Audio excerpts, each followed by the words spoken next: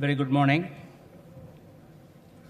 The Principal Scientific Advisor, Dr. Chidambaram, the President of FICCI, Ms. Kidwai, Dr. Dutt, Dr. Purwal, Dr. Fatke, distinguished delegates and participants in this Global R&D Summit, friends, ladies and gentlemen, very good morning to all of you. They said that I had to give a theme address, and that's a difficult task. And I understand the theme as I evolve. Whenever we talk about a summit to me is a place where many parts meet. We can take different paths to climb, but eventually we meet at a particular location, and that we call the summit. When we discuss this global R&D summit, we need to recognize that different nations would take different paths to promote their R&D systems. And they are in the context in which the particular country is positioned will certainly require a path selection which is suited to the context in which the nation is placed. But when we talk about the global R&D summit, we are looking at such destinations which combine and collect the priorities of many parts of an R&D subsystems that prevail. I was introduced as someone who spent all my life in science, and I always felt scientists are global citizens. They really don't get bogged down by the boundaries, the geographical boundaries in which a person is able to articulate one science process. But of course, in the olden days, when the scientists pursued their passion, life was different. When Faraday went ahead and discovered the electricity, apparently the Chancellor, Exchequer, asked, what's the value of this discovery?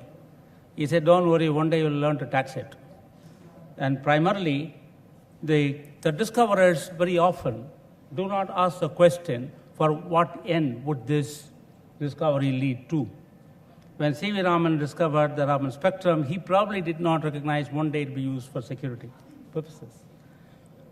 But as time prevailed, and then the manners in which different nations tried to position themselves stronger, research and development became a development tool.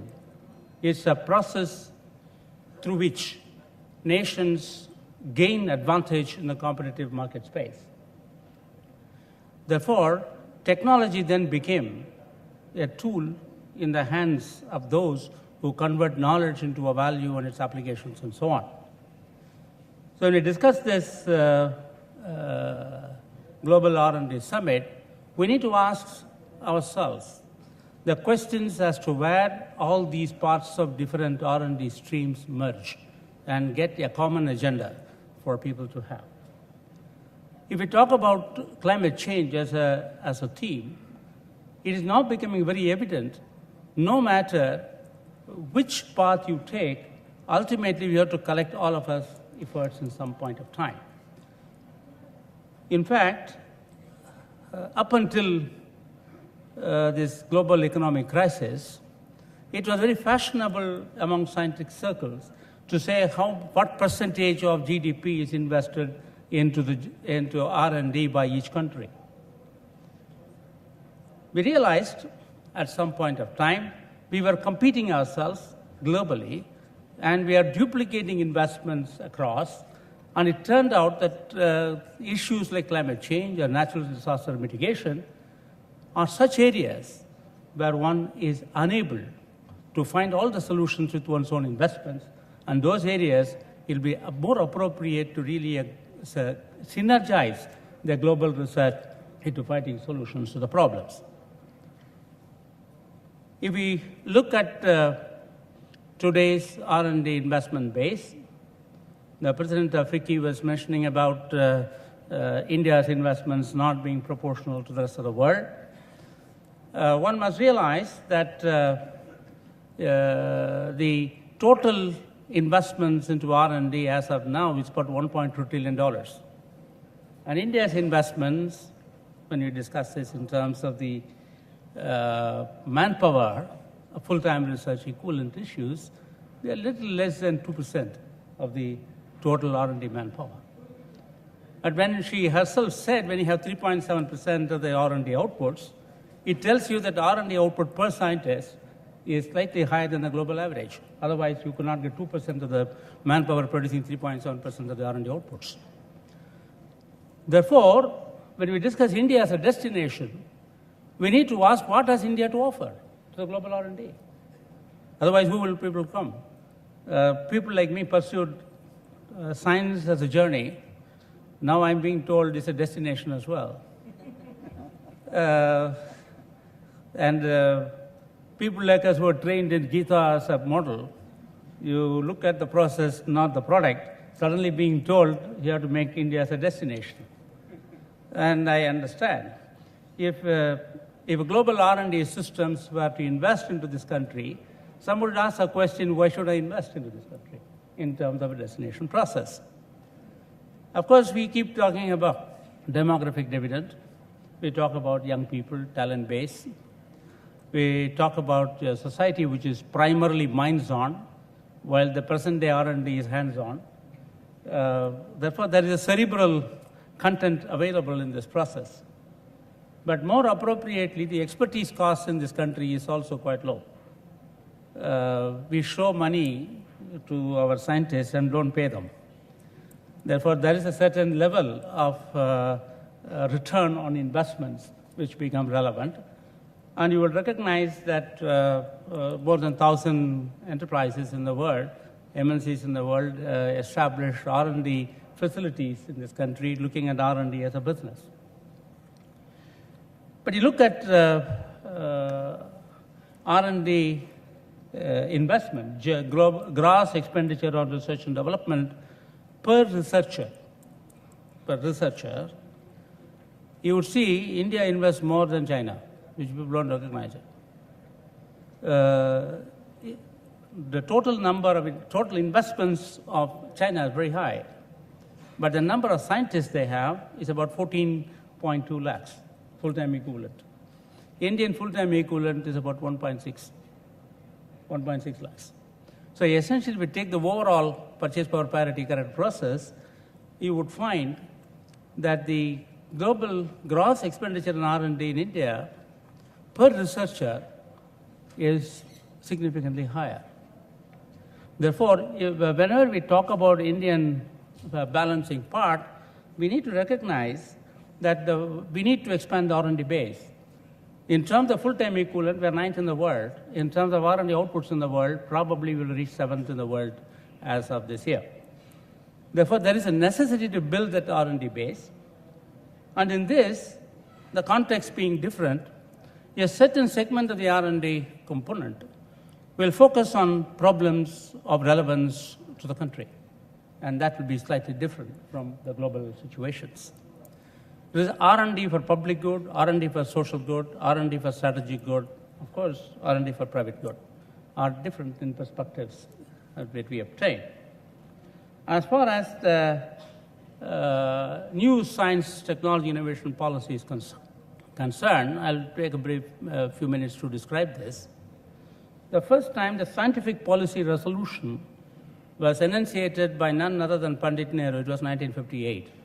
It's a universal statement, which is, I don't think one can ever change a full stop or a comma from this process. It's a 1 3/4 page, but profound resolution as to what India would do invest in science. I think that has paved the way for Indian S&T system to grow over a period of time.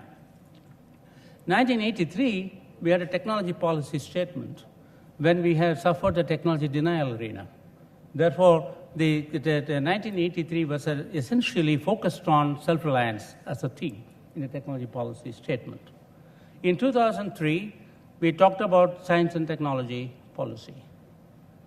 At that time, we said that we will invest 2% of our GDP into R&D. The first time a number was tossed in. It's an investment-oriented system.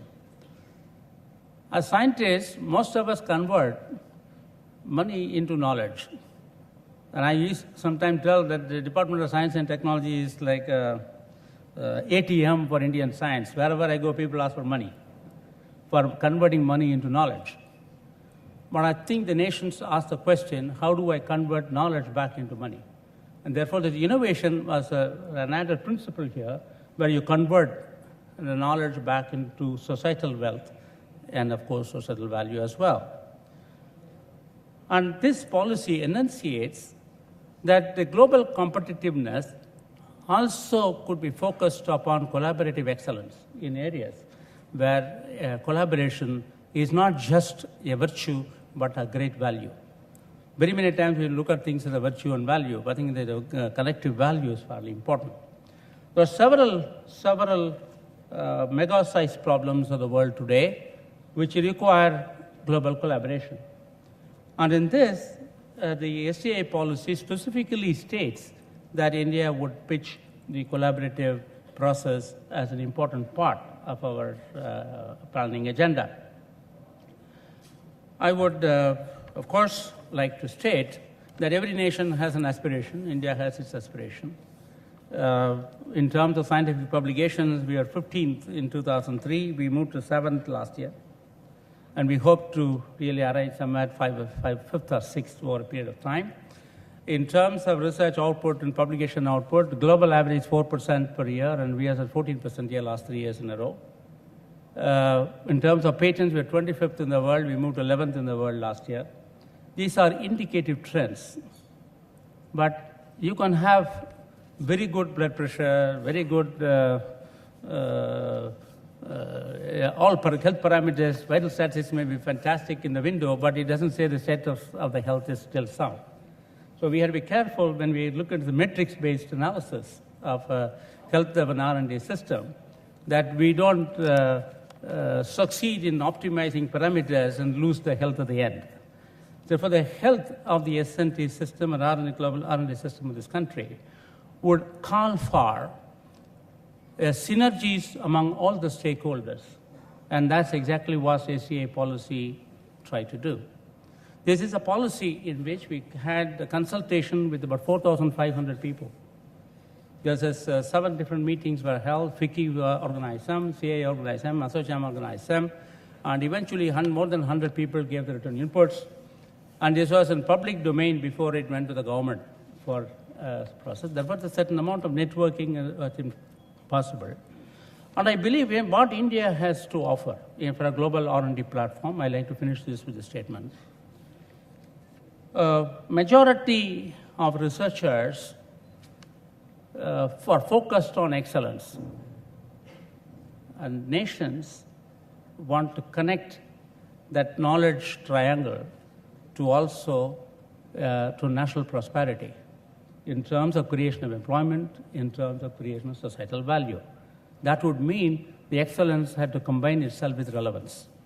Excellence-relevance combination becomes important, and SCA policy very strongly articulated the need for a combination of excellence and relevance in this process.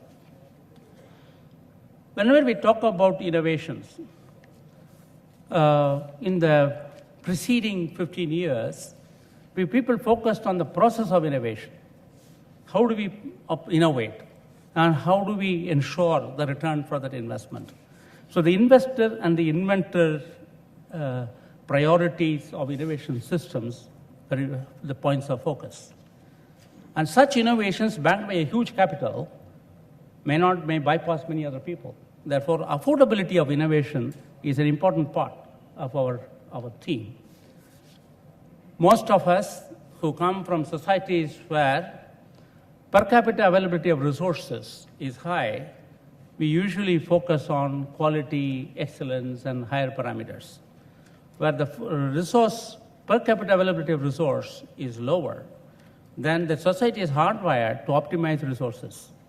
So India's strength is in cost optimization.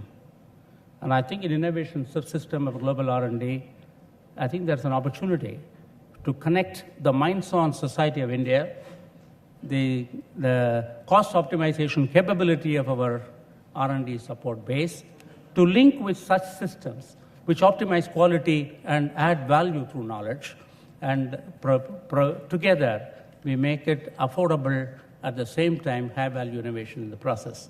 Therefore, I really believe that the paths that India takes with the rest of the countries, rest of the world, in the summit, there's an opportunity to twin the value maximization and cost optimization. Thank you very much.